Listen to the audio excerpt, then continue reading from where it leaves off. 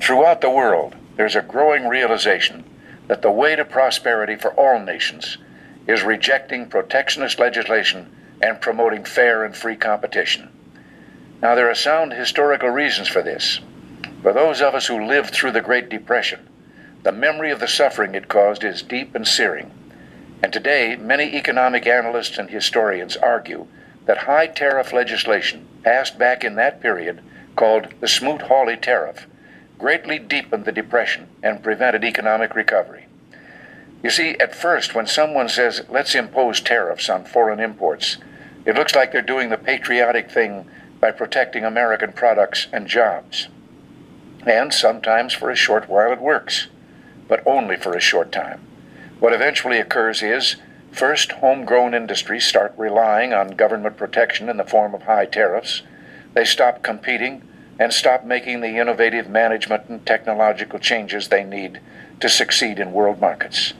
And then, while all this is going on, something even worse occurs. High tariffs inevitably lead to retaliation by foreign countries and the triggering of fierce trade wars. The result is more and more tariffs, higher and higher trade barriers, and less competition.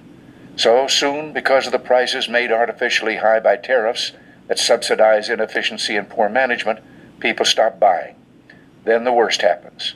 Markets shrink and collapse, businesses and industries shut down, and millions of people lose their jobs. The memory of all this occurring back in the 30s made me determined when I came to Washington to spare the American people the protectionist legislation that destroys prosperity.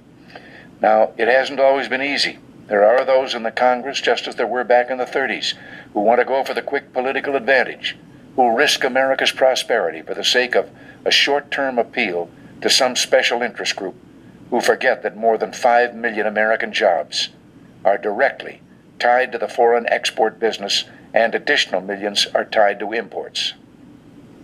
Well, I've never forgotten those jobs, and on trade issues, by and large, we've done well.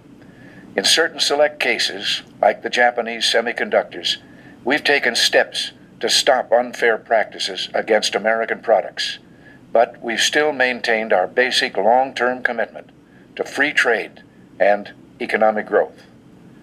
So, with my meeting with Prime Minister Nakasone and the Venice Economic Summit coming up, it's terribly important not to restrict a president's options in such trade dealings with foreign governments. Unfortunately, some in the Congress are trying to do exactly that. I'll keep you informed on this dangerous legislation because it's just another form of protectionism, and I may need your help to stop it. Remember, America's jobs and growth are at stake. Until next week, thanks for listening, and God bless you.